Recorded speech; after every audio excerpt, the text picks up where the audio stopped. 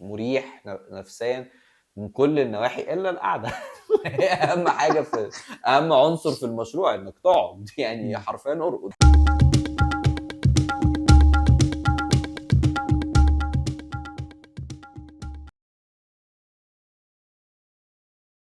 طب هل بقى لسعة الطاسة وعلاجها اسهل ولا لسعة البيزنس؟ انا عارف برضو ان انت مريت بقصة لا عظيمة خصوصا تتحرق وقت ايدي كورونا طبعا. يعني.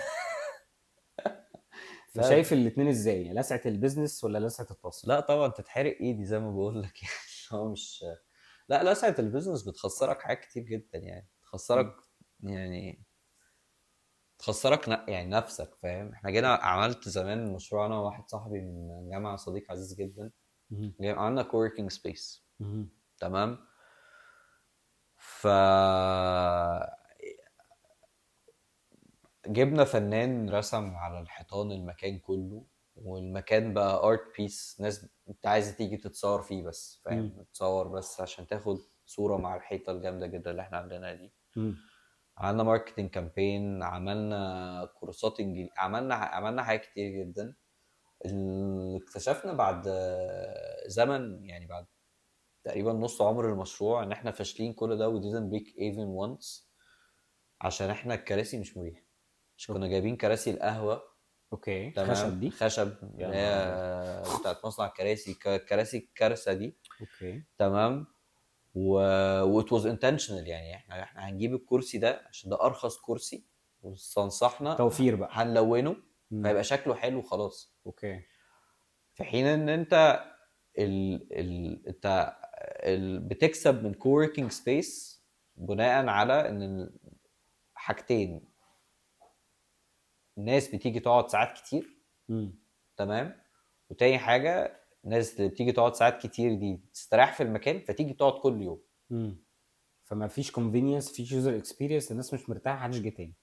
بس كده. صباح الفل. عارف انت تحداني مش عارف ايه ان انا اقعد على الكرسي ده واخسر؟ مم. ما فيش، تقعد هي ساعه ساعتين وتمشي. مم. انت بتدفع فلوس كتير، فانت قاعد المكان مريح نفسيا من كل النواحي الا القعده. هي اهم حاجه اهم عنصر في المشروع انك تقعد، يعني مم. حرفيا ارقد عشان انا اخد فلوس. ف... ف... فلما تيجي تشوف احنا صرفنا كام على الحيطان وصرفنا كام على كل حاجه، والناس في الاخر كانتش عايزه، كل الناس كانت عايزه تقعد على كرسي مريح مم. بس. صح. ف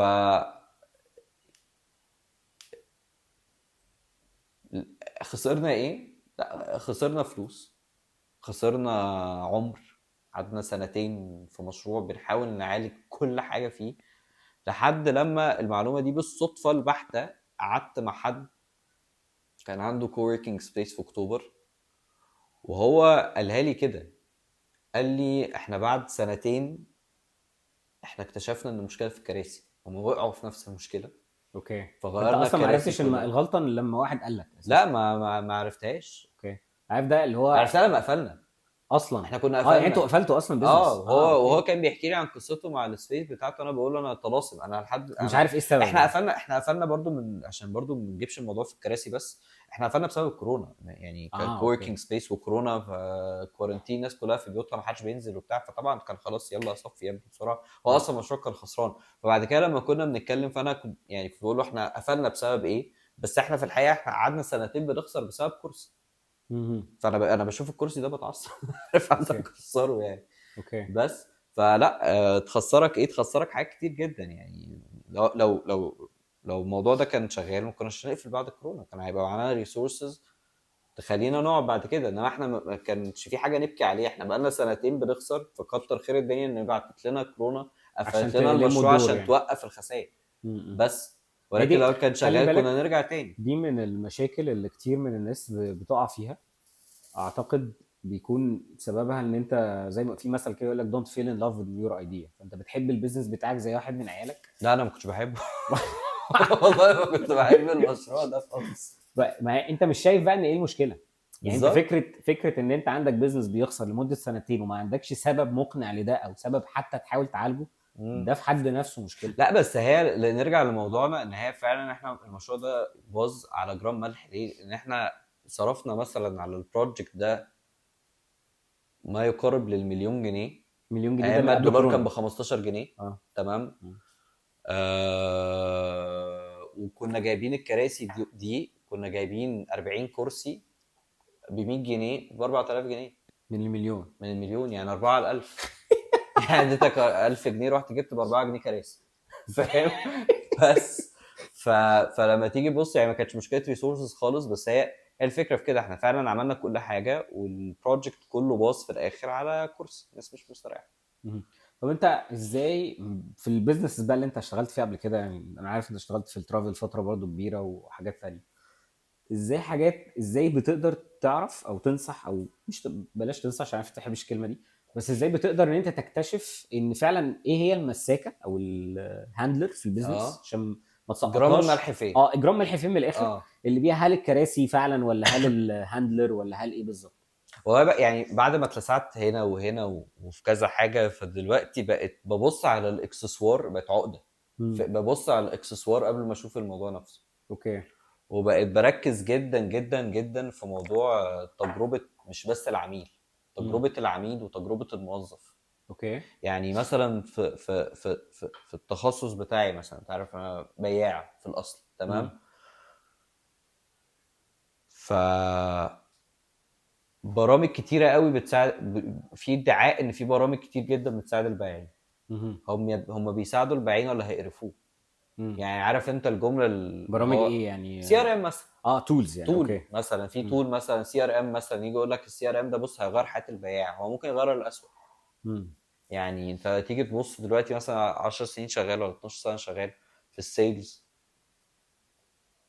السي ار ام ده المفروض ان هي اداه تخليني اسرع، صح؟ المفروض. اه. طب لا، نص السي ار امز اللي موجوده ما كانش معظمها. تمام. انت عشان تدخل حاجه على السي ار ام ده شق. امم. فما تجيش تقول لي اللي هو دلوقتي السي ار ام ده هيساعد البياع وهيخليه اسرع، وهو اصلا هيقعد نص يوم يملاه. ميك سنس. بس ميك سنس. فبقيت اركز دلوقتي التول دي مثلا بتوتوميت تاسك من التاسكس. هل هي بقى محتاجه اوتوميشن ولا هي يعني هل هي سلسه الاستخدام؟ هل في اكسترا تول ممكن تخلي التول دي تشتغل احسن؟ بس فده اللي بركز عليه بالنسبه للعميل. هل العميل هيتلقى السيرفيس بمنتهى السلاسه ولا يعني؟ حاجات مثلا، على حاجه الاكتشافات الجديده مثلا، انه الشركه بتقدم سيرفيس ضخمه جدا، جميله جدا، غاليه جدا، عن يعني تتمنى للعميل بتاعها مش عارف ايه، يرضى، عارف المثل الغريب ده. امم. والدنيا واقفه بقى لها سنه مهم. على ايه؟ على اكونت مانجر. اوكي. يعني تايتل موظف. نفس ال4 جنيه اللي على الألف، يعني ونفس مم. ال4000 من المليون. هي مم. لما تيجي تحسب السالري بتاع الشخص ده كام، تمام، قصاد كم التشيرن اللي ممكن يقف، كم العملاء اللي كانوا ممكن ما يروحوش بسبب ان ما كانش في حد بيهندل their queries بشكل مستمر. مهم. مهم. تمام. اللي هو شركة بتدخل فلوس قد كده وتصرف عندها مصاريف في 30 بند، واقفة اكونت مانجر. على اكونت مانجر، ايا كان السالري بتاعه بقى 8 15 20.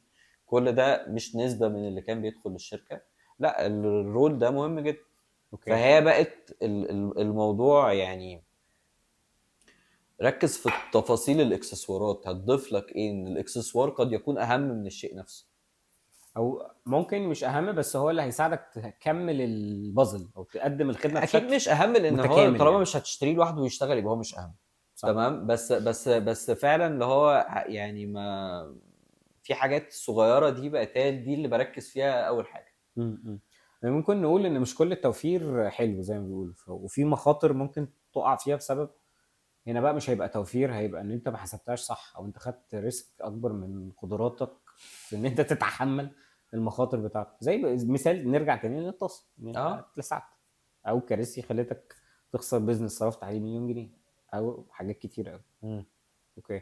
طب انت ايه يعني هل مع فكرة ان انت جبت الاكسسوار حلو وخلاص حطيته في التراك المظبوط بتاعه، طب لو ازاي بتضمن بقى ان الاكسسوار ده يعود بالار او اي بتاعه، او يعود بالعائد بتاعه؟ الاكسسوار هنا مش في الاكسسوار نفسه، انا اقصد لو في تول ناقصه نستخدمها، لو في مثلا ستراكشر جديد للتيم اللي انت بتشتغل معاه هتغيرها، او هتزود رولز ما كانتش في الحسبان قبل كده، عشان تساعدك ان انت تبقى مور برودكتيف او تقدم الخدمه بتاعتك بشكل احسن.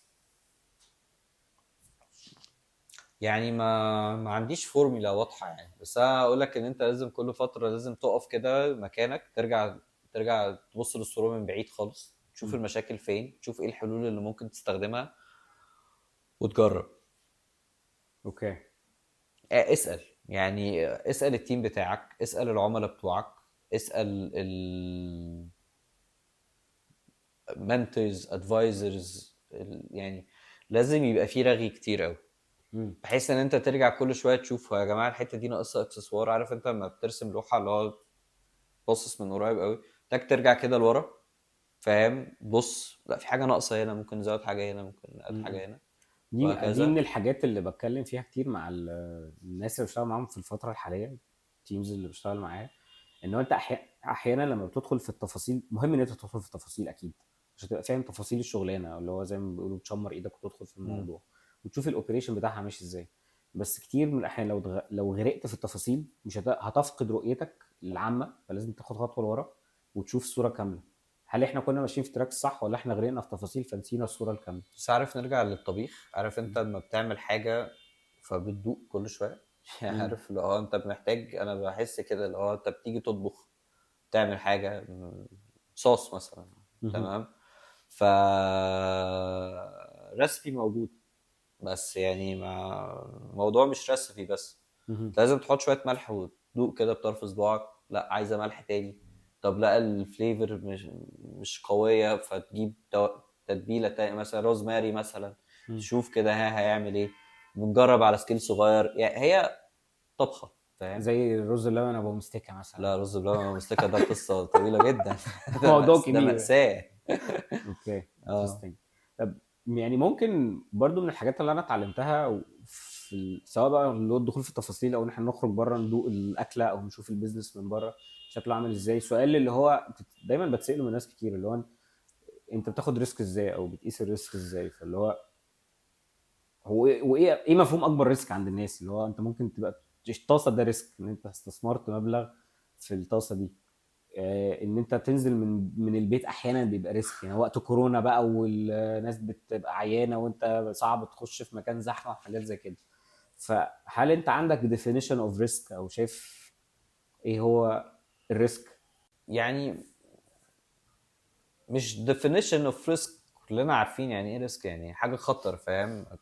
خلاص انت عارف ان انت مثلا هتنزل معرض انك يجرى لك حاجة، عارف ان انت هتفتح بيزنس معرض ان انت تخسر.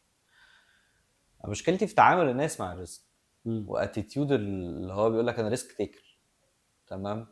يعني انا بشوف فاوندرز كتير قوي اللي هو يقول لك انت عارف انت الاسطمبة بتاعت مم. لو انت تفتح بيزنس انت لازم تبقى ريسك تيكر، في which is كليشيه true. كده بيترص كده ورا بعضه. ده حقيقي، مم. انت لازم علشان تقدر فعلا، يعني لانه انك ترمي نفسك في ملعب البيزنس ده ريسك في حد ذاته. ولكن اللي انا مش معاه او اللي انا بشوفه غلط جدا ان انت تاخد الريسك تيكينج ده اسلوب حياه. مم. يعني انت، انا وانت دلوقتي احنا فتحنا شركات، تمام؟ فخلاص ده ريسك، اقف هنا بقى الارض عليك. اللي هو يعني مش كل اكبر قرار ريسك هتاخده المفروض هتاخد يبقى فيه ريسك. الريسك اللي فيه. صح. يعني اللي هو انت اوريدي انك تسيب شغلك، تسيب تاخد فلوسك اللي في البنك، انك تجيب علاقاتك وتجمع منهم فند، تجيب صحابك وتريسك الريليشن دي ان انتوا تفتحوا مشروع سوا، ده ريسك كبير قوي، كفايه. مم. تمام؟ اللي انا بشوفه بقى مش كده، احنا بقى دلوقتي عايزين نجيب سي ار ام او اي ار بي سيستم، فاهم؟ احنا دلوقتي ارخص واحد عايزين عشان نوفر. او مم. ارخص واحد، اللي مم. هو مش عارفين ده هينفع ولا لا، لا احنا هناخد الرخيص ونجرب، ما اصل احنا ريسك تيكرز جدا يا مم. سيدي، عرفنا. طب احنا دلوقتي عايزين ناخد فند، هنشوف يعني اكتر انفستر مش تمام ونرايز منه، اصل احنا ريسك تيكرز، احنا ما بنخافش. مم. لا ما خلاص انت اثبتت يا بابا، يعني الف الف مبروك، انت فتحت بزنس، مم. يو ار ريسك تيكر اوريدي.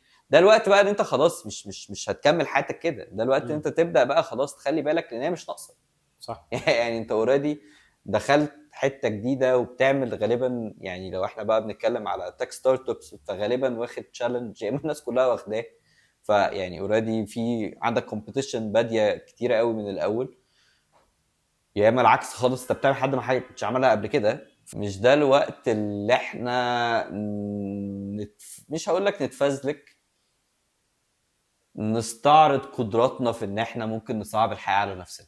اوكي. يعني يا keep it ريت simple نطلع يعني. من الاستجمة دي اللي يعني هو هي الفكره ان احنا كنا بنتكلم من شويه ان الانتربرينور من مواصفاته ان هو يبقى برو اكتيف. اعتقد في صفه مهمه جدا لل true entrepreneurs should be calculated risk takers، يعني هو بيحسب الحسبه قبل ما ياخد ريسك. كفايه ريسك غير محسوب، او ان هو يعرض الدنيا الكبير، كل الدنيا اللي حواليه خطر. زي ما انت قلت ان انت خدت ريسك ان انت فتحت بيزنس اصلا، انت ممكن تكون ضحيت بمرتب ثابت، بحياه مستقره، بدنيا ما بتروح بيكم في ميعادك عادي، ولكن اول انت ما بتاخد قرار انت تفتح بيزنس فبقى عندك مسؤوليه تيم مثلا.